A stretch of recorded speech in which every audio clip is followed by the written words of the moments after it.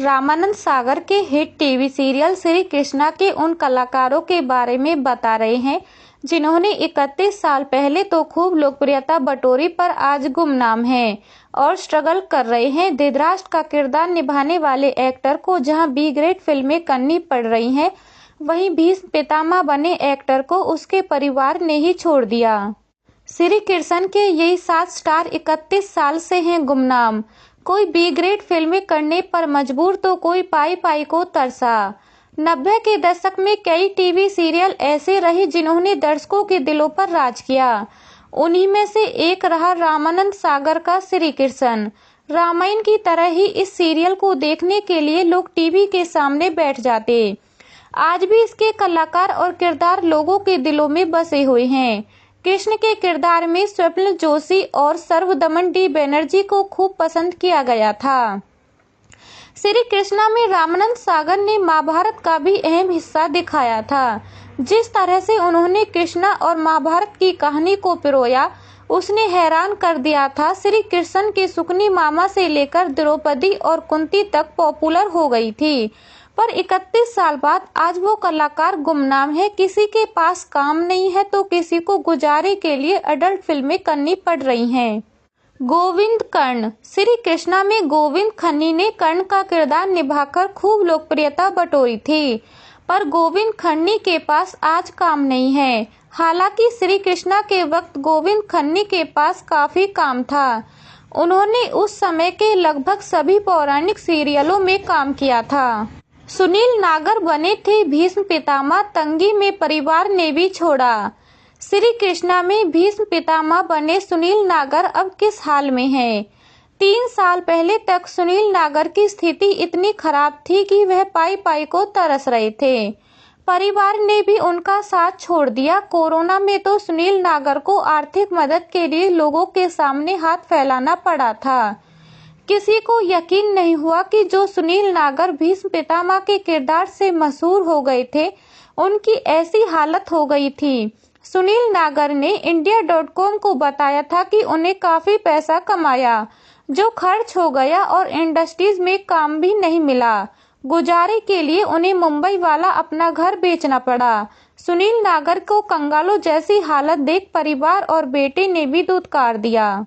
फाल्गुनी पारेख बनी थी द्रौपदी, नहीं मिल रहा काम। एक्ट्रेस फाल्गुनी पारेख ने श्री कृष्ण में महाभारत के दिखाए गए हिस्से में द्रौपदी का किरदार निभाया था और उन्हें काफी पसंद किया गया। बहुत ही कम लोग जानते होंगे कि फाल्गुनी पारेख असल में दूरदर्शन की एंकर थी, लेकिन एक बार जब वह स्टेज पर कोई प्रोग्राम कर रही थी तो वहां रामानंद सागर की नजर उन पर पड़ी और द्रौपदी के रोल के लिए चुन लिया।